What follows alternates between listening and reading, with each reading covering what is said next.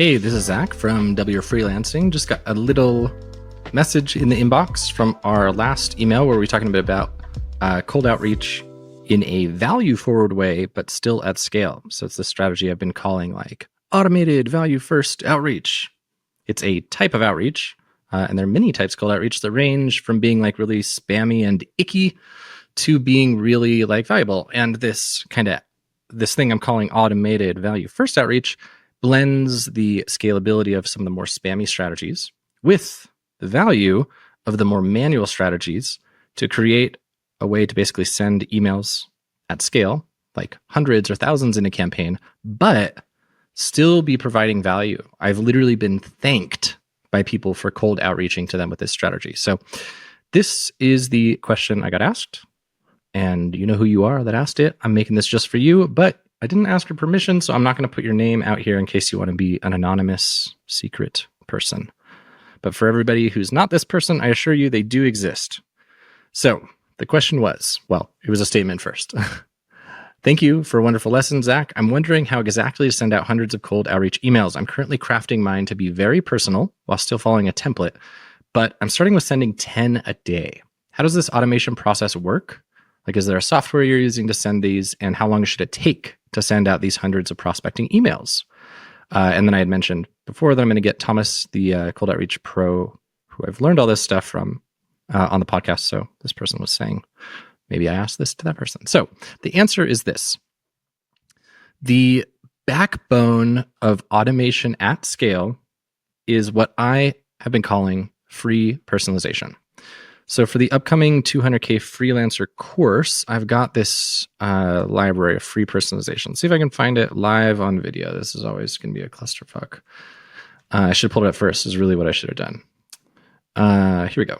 It's work in progress right now. But basically, there are a bunch of different ways to do what I call free personalization.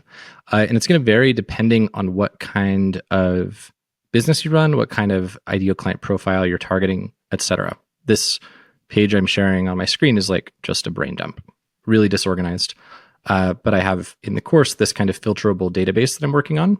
It's still a beta course, so it's not actually rolled out yet. It'll be rolled out in the next couple of weeks. But I'll be helping you filter through for your own niche. I've got a campaign planner where you basically will evaluate a given lead source to see which of these is possible. So the reason I'm saying all this faff is I don't want you to get overwhelmed by how much there is. Basically, the idea behind sending personalized outreach at scale is that when you are considering a lead source, so whether that is a directory that you plan to scrape, in air quotes, so scraping is where you basically using code or a virtual assistant or a tool can pull contact information out of somewhere that it's listed. So directories are just like any place that lists a bunch of businesses. So if you went to Google and you typed like top 100 freelance course creators, W Freelancing, I would like to think would be at the top, but I know it wouldn't be because we're not such great marketers. I'm working on the product. Later, I'll be a better marketer, but right now I'm a bad marketer. But gosh, it certainly deserves to be there. So you go, you say top 100 freelance course creators, and it says W Freelancing #1. And then #2, some competitor who I don't even know. You could what's called scrape that list to grab all those names from there, put them in a spreadsheet, and now you could contact them. Where the free personalization comes into play is any time you can, at scale, have an email to this person feel like it was written just for them without requiring manual research and manual writing. It's what I call free personalization. So the fun thing about scraping directories, for example, let's say you did find a list of the top 100 freelance course creators. You could literally get free personalization by just saying like, hey, Zach, found you guys in the list of the top 100 freelance course creators. That's so awesome. Congratulations. Boom. That email would feel like it was written just for me, but you didn't have to write that line yourself. You would have been able to send the exact same line to every single person you scrape from that directory. And that's why scraping is really cool, because you can use the lead source as the personalization. So that's kind of to this first question here of like, how exactly to send out hundreds of cold outreach emails. The basis of that, if it's going to be hundreds of personalized cold outreach emails, is you need to have a way to do the free personalization. So Other examples of this, you can use Google reviews. So like if you found about, this would be if you're serving like brick and mortar businesses, you could, in an additional step, have a VA or a tool go into this person's Google Maps page and like copy and paste the first review and say like, oh my gosh, it was so cool what Alice said the other day about how your gym is so clean. But that, again, that doesn't have to be you. That could just be done at scale. Or even easier than that would be like, I saw that you guys have a 4.8 on Google. That's so awesome. It's hard to find people who are like really doing a good job in this space. That would be free personalization. So just anything that would give the just for me vibes without requiring your eyes and your like creative thought is fair game. And basically with these things, it's not about which one's best. It's about which one's easiest, like easiest and good enough. I would rather have one where it's like, boom, click a button and it's all done. And it's pretty good than one that's very good, but takes a lot of manual one-by-one effort. And that's why that directory example I gave is so great, because you wouldn't even have to extrapolate data. You just, everybody on the list would be that thing. Other ones that are fun for this can be like tech stacks. So you can use certain tools like builtwith.com or SimilarWeb.com to like spy on different technologies people are using. And if you know that people in your ideal client profile use a combination of technologies, you can actually use that as your free personalization in your email. So you can say like, hey, notice that you guys are using opt-in monster and deadline funnel. That's awesome. Here's some ideas for how you can get more leads on your email list. That's something that I do. So the volume starts with personalization at scale. You can also be a little bit lazy if you want to, where you don't personalize quite that much. And you could say like, hey, saw that you guys are, I don't have any good examples off the top of my head. Let me try to think of a low personalization one. Well, I guess the low personalization ones are the ones I see all the time, and they're honestly not very effective. But the low personalization one that I get all the time in the DYF inbox is like, hey, love what you guys are doing at W Freelancing. That's like or on the W Freelancing podcast. I get a lot of cold outreach about like podcast guesting. And they're just too lazy. Whereas they could have just said like, hey, love what you guys are doing at W Freelancing podcast. That's dope. I especially liked episode 102 where you talked about blah, blah, blah. They said something like that could still be done at scale. They could just scrape my episode list, but it would feel a lot more personalized. So that's step one. And then step two is the actual sending infrastructure. So that's what this part here speaks to. So there is a software to do this. So the one that Thomas likes and that I use as a result is Instantly. So one little note, if you're going to like try to roll this out, when you are grabbing email addresses, you always want to get those from a dedicated email address finding tool as a rule. So Thomas really likes snov.io for finding emails. So if you're getting your leads from some database like Apollo or something like that, do not use the email addresses that you get from there, because they often are bad emails. It's best to use something like snov.io, or if you were doing some sort of other like manual process where you could absolutely get the decision maker's contact info, that's fine. You can, I think, sometimes scrape LinkedIn, but a lot of the time LinkedIn emails are their like AOL account from 1994, whereas you'd want to be probably hitting them up on their professional account. So snov.io is a good way to find those. Hunter is another one, but Thomas likes Snov a bit better. And then once you have your list, you have your emails, you will schedule your campaigns in Instantly. So that one's instantly.ai, I believe. Let me just double check.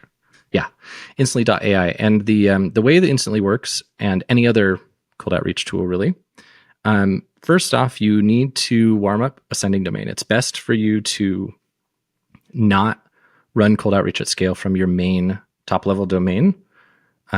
Because if, like, let's say you did this wrong, like let's say you did a crappy job and a lot of people reported you as spam, now suddenly you've damaged your main domain and now you can't like email your clients, which would be bad.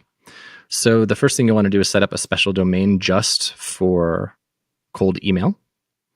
There's a tool I've heard of. I haven't personally used it yet, but Thomas has been playing with it and he likes it.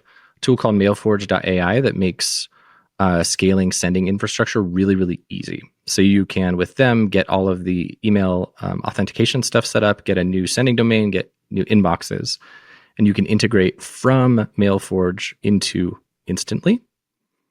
And basically when you're getting ready to send, you set up a new domain. So like, let's say it's zachsfreelancebusiness.com. Maybe my sending domain for my cold outreach would be like try zachsfreelancebusiness.com or zachsfreelancebusiness.co. Just something that is not my main one. I have tried to find out if you could do this with subdomains without damaging the main one, and the answer is I'm not sure. It's a little bit inconclusive, so it feels safer to just set up a totally different domain. And the math behind cold email, I've got a calculator that's in the 200K freelancer course where you can basically say how many clients you want to get from your campaign, and the calculator will, and like your assumptions in terms of conversion numbers, you can look at my past campaigns, Thomas's typical campaigns, etc. So you can say, I want to get 10 clients. It's going to cost $5,000 per client to work with me. And I want to get those clients by September 1st, let's say. This calculator will use those metrics to tell me how many leads you need to get and how many inboxes you need to get and how many sending domains you need to get. But basically the math behind all of this calculus is that one inbox, so Zach at tryzachsfreelancebusiness.com, for example, one inbox should send maximum 30 emails per day. One sending domain should have maximum 2 inboxes active.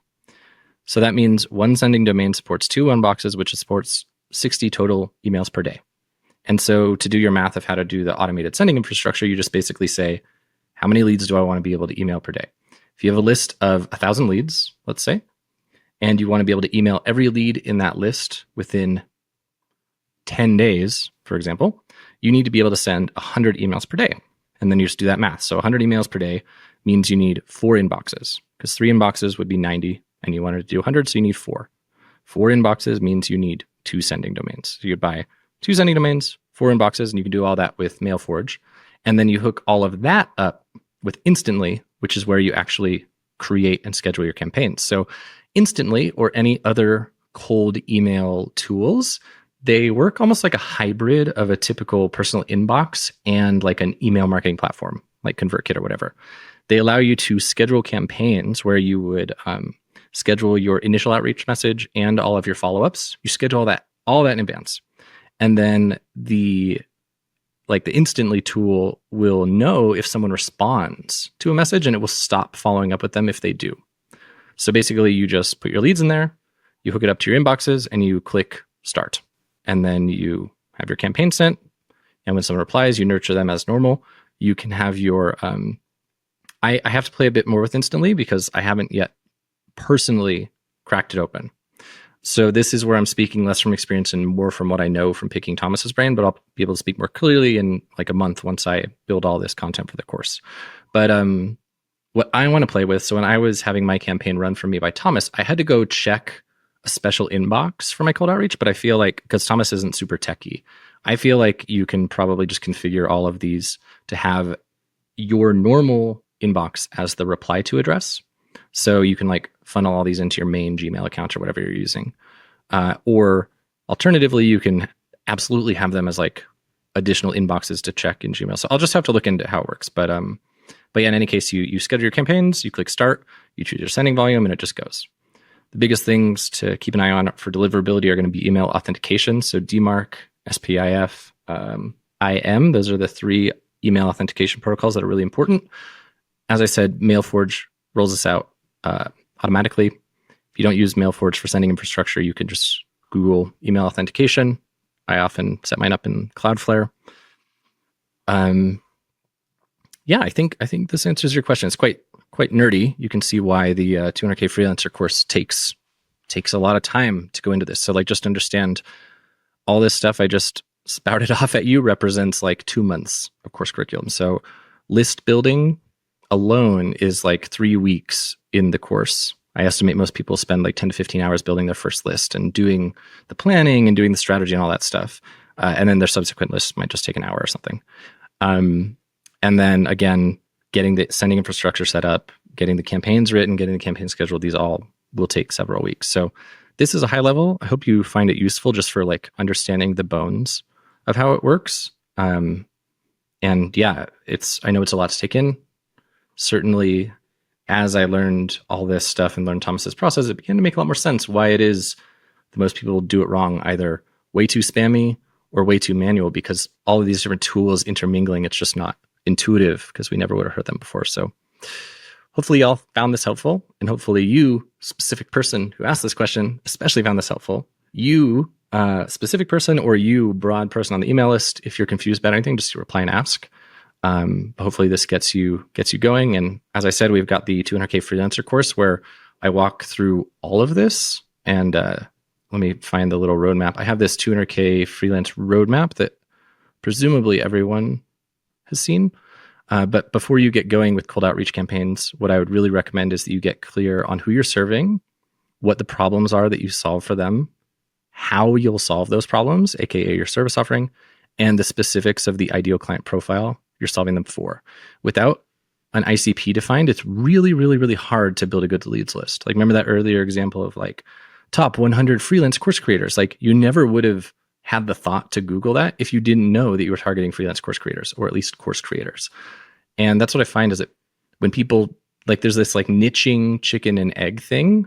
And if you don't have your niche and your ICP picked first, it's really, really hard to do the other stuff. But then if you're trying to do the other stuff first and find the niche from them, it feels like this nonstop loop. So after doing a lot of exploration here, I think getting really clear on the niche is important. And when you're running your first campaign, the only goal for that first outreach message should be validating your problem hypothesis. So in this case, you decided you were targeting freelance course creators. Let's say the problem you were solving, we have a different piece of content about the like high value service offerings, thermometer thingy. So let's say from the high value thermometer, you were doing, I don't know, let's say traffic generation. So your cold outreach to me, you might have said, hey, Zach, found you in the top 100 lists of freelance course creators. That's so awesome. Congrats. I really love your content. It's hard to find people who aren't full of shit in this space. So I really appreciate learning from you. That could have all been done at scale. And then the next line would be like, I noticed though that your site has some issues with your SEO that is probably damaging your ranking in Google. And I think probably you get like 3 extra, this is a shitty email, you should make it shorter, but 3 extra ranking increasing thingies in Google search engine ranking position if you fix like 2 super easy mistakes. Can I shoot you a quick Loom video to show you what those are? That would be your first email. So you're only asking for permission to give free value. That's kind of the secret. You're not saying, hey, Zach, I'm an SEO person. Do you want to hire me? Even though you've never heard of me. It's just, can I give you some free value? And the reason I like the Loom video one is because it's like, it's easy to get going with, but there are so many other things you could do. You could do like a free sample. You could go straight for the call. Like, you could do it however you want, but the key is ask for permission to give free value in that first email. And if you send that campaign to a few hundred people and no one replies, it might start to give you a little bit of an inkling that maybe people don't care about this problem. Maybe freelance course creators don't care about the idea of getting higher in the search engine rankings. And that might clue you in, like, maybe it's a problem with the problem. Maybe it's a problem with ICP. Because I can tell you right now, getting people higher in the search engines absolutely is something people care about.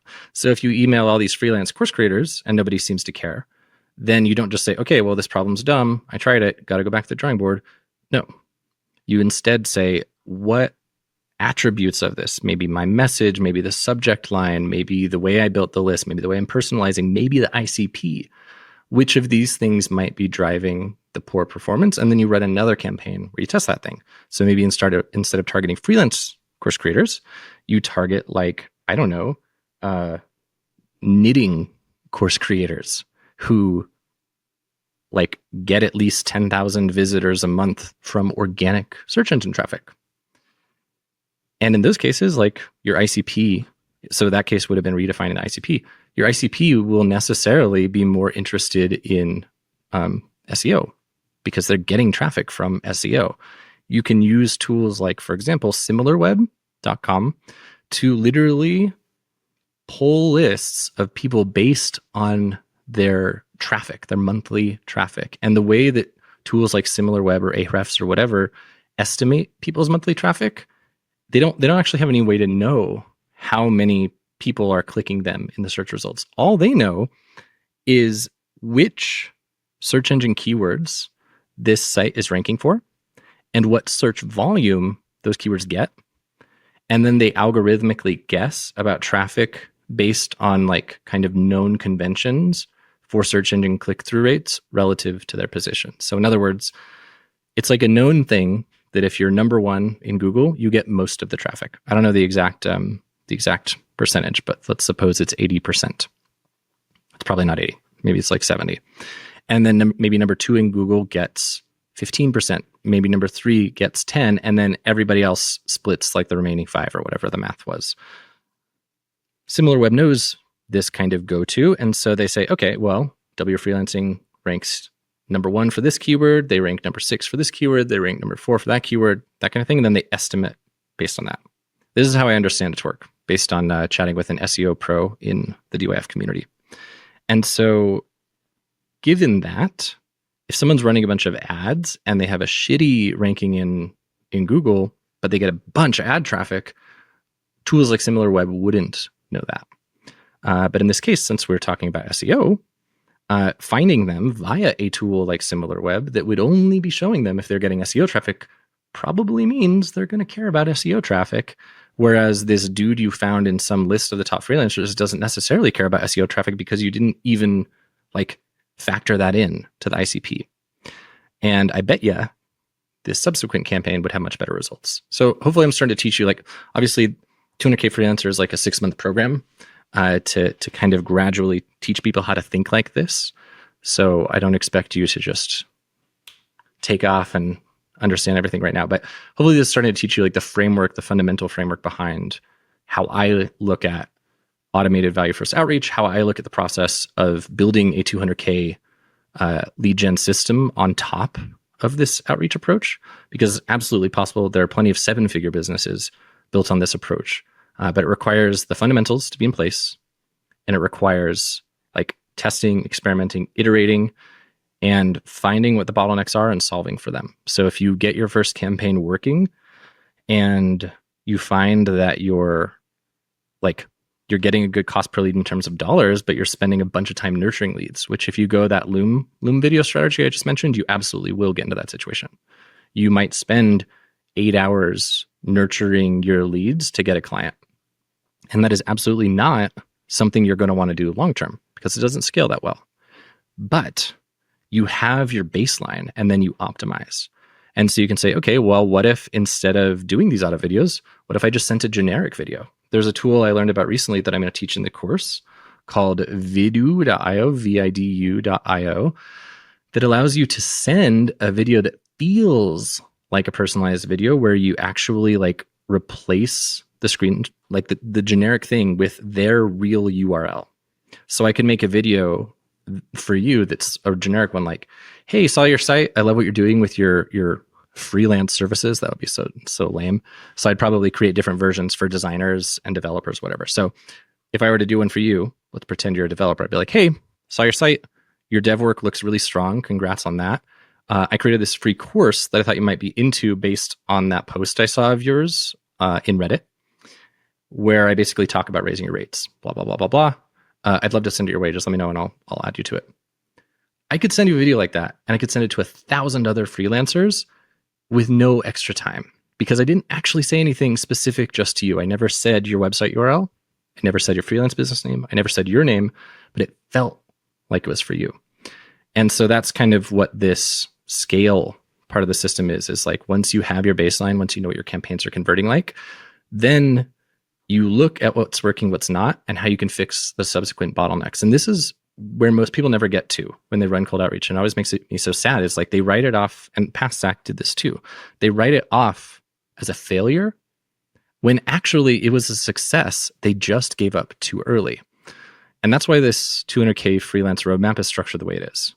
We first ideate, we first run experiments. We need to get our baseline. We need to get some engaged leads saying like, yes, send me your Loom. I want to know how to get more search engine traffic.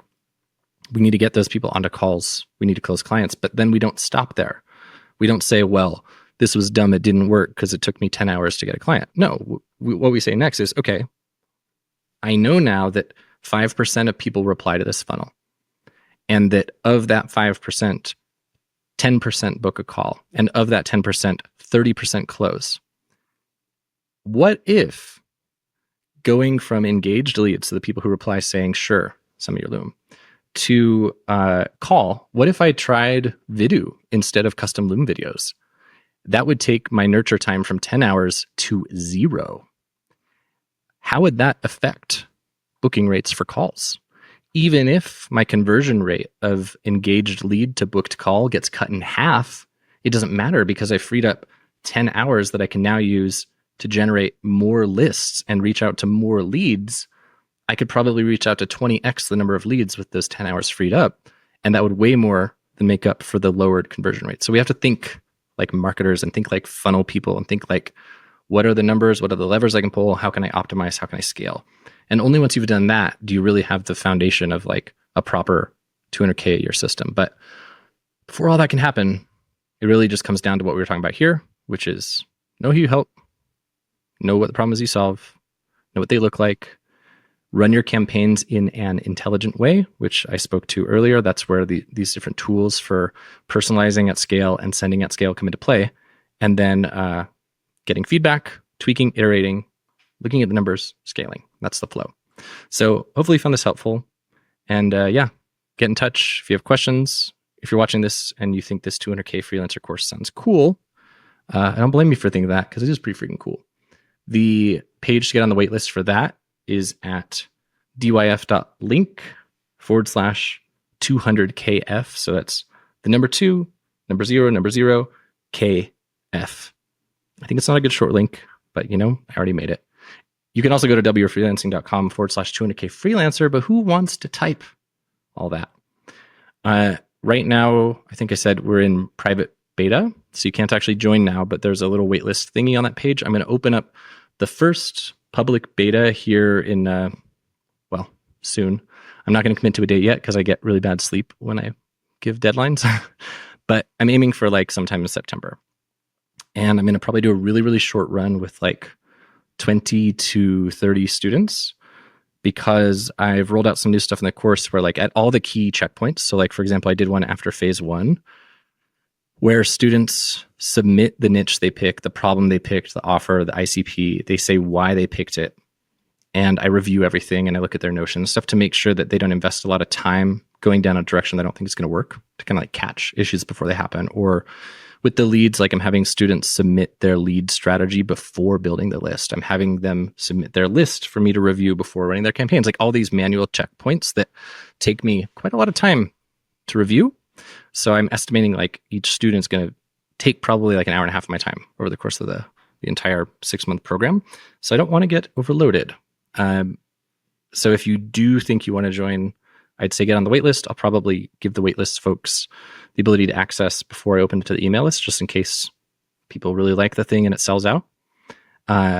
Otherwise, once we get the beta students going and winning, we'll open it up later, probably like early 2025. Gosh, is that right? Is next year 2025? So anyway, if this sounds cool. It's dyf.link/200KF. And yeah, let me know if you have any questions. See ya.